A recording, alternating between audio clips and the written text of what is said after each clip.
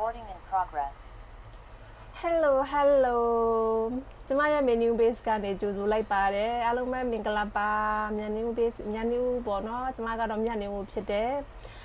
page နာမည်ကတော့ menu ပေါ့နော်အားလုံးပဲမင်္ဂလာပါကျမကတော့မြန်နေဦးဖြစ်တယ်အခုလောလောဆယ်စင်ကာပူနိုင်ငံမှာပေါ့နော် Fresh Frozen Supplier Company မှာ food တိုင်းကျော်နဲ့လုပ်ကိုင်နေတဲ့ဝန်ထမ်းတစ်ယောက်ပါအခုလိုမျိုးစကားပြောရတဲ့အကြောင်းအရာလေးကတော့ဒါကျမရဲ့part time job ဖြစ်တဲ့ပေါ့နော် digital business စီးပွားရေးလုပ်ငန်းနဲ့ပတ်သက်ပြီးတော့ကျမတို့တွေ business owner တွေပေါ့နော်ကိုယ့်ရဲ့ page မှာရက်90အနေနဲ့ day challenge ခေါ်လာတာကျမကဒီနေ့ဆိုလို့ရှိရင် day 56ကိုရောက်ရှိလို့လာပြီအဲ့ဒီအကြောင်းအနေနဲ့ပတ်သက်ပြီးတော့ကျမကကျမတို့လုပ်ငန်းကိုပြောပြမှာပေါ့နော်ဒါမစိတ်ဝင်စားနေတဲ့မိတ်ဆွေတွေအားလုံးအတွက်မျှဝေပေးခြင်းဖြစ်တယ်ကျမကဒီ business လုပ်ငန်းကို2022လောက်တုန်းကနေတွေ့ရှိခဲ့တယ်အဲ့ဒီအချိန်မှာကျမ2024 2023လောက်မှာပေါ့နော်ကျမ coaching ခေါ်လုပ်ခဲ့တယ်2024မှာပေါ့နော်ဒါပေါ့နော်ကျမလုံးဝ successfully coaching ခေါ်လုပ်ခဲ့တယ်ပြီးတော့ပေါ့နော်နောက်2လအကြာမှာ US ဒေါ်လာ149ကျပ်ပေးပြီးတော့ကျမကနောက်တစ်ဆင့်ကိုထပ်တက်ခဲ့တယ်23 ဇူလိုင်2025မှာပေါ့နော် business owner လုံးဝဖြစ်သွားခဲ့တယ်ပေါ့နော်အဲ့ဒီလုပ်ငန်းနဲ့ပတ်သက်ပြီးတော့ကျမ business owner တယောက်အနေနဲ့ကျမတို့ရဲ့စီးပွားရေးလုပ်ငန်းအကြောင်းကိုကျမကဒီနေ့မျှဝေပေးခြင်းဖြစ်တယ်အားလုံးပဲမင်္ဂလာပါကျမကတော့မြတ်နေဦးဖြစ်တယ်ပေါ့နော် page နာမည်ကတော့မင်းနေဦးပါပေါ့နော်ဒါ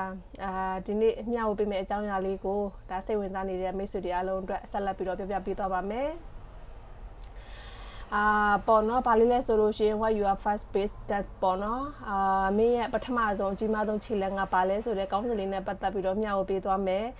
အခုလိုမျိုးပြောပြမယ်အကြောင်းအရာဆိုလို့ရှိရင်ဒါကျမကဆိုလို့ရှိရင်ကျမရဲ့အကြီးမားဆုံးပထမဆုံးခြေလှမ်းကပါလဲဆိုလို့ရှိရင်ကျမကဒီ digital business လုပ်ငန်းကို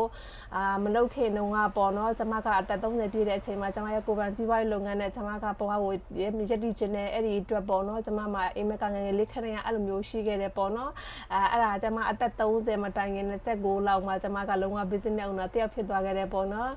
အဲ့ဒီလုပ်ငန်းနဲ့ပတ်သက်ပြီးတော့ကျမကအခုလိုမျိုးမျှဝေပေးခြင်းဖြစ်တယ်အခုလိုမျိုးဒါပထမဆုံးခြေလှမ်းအနေနဲ့ပေါ့နော်ဒါကိုယ့်ရဲ့ကိုယ်ပိုင်ဝင်ငွေနဲ့ကိုယ်ပိုင်လုပ်ငန်းကိုကိုယ်တိုင်ပဲရည်တည်နိုင်ခဲ့တဲ့အတွက်ကျမကကို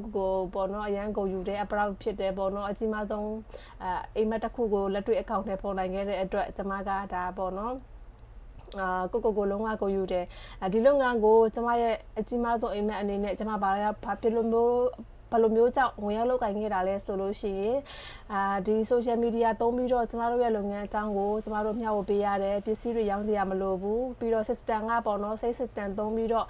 step by step training တွေနဲ့ကျမတို့ကလိုက်နိုင်လို့လိုက်ကင်ပြီးတော့လိုက်လံပြီးတော့လုပ်ကိုင်ရတယ်ကျမတို့ရဲ့ကိုယ်ရေးကိုယ်တာအချက်လက်တွေနဲ့ ID ကျလာပြီဆိုမှကျမတို့ကဒီစီးပွားရေးလုပ်ငန်းကိုတရားဝင်လုပ်ငန်းအနေနဲ့ပေါ့နော်ကျမတို့ဝင်ရောက်လုပ်ကိုင်ရတာပေါ့နော်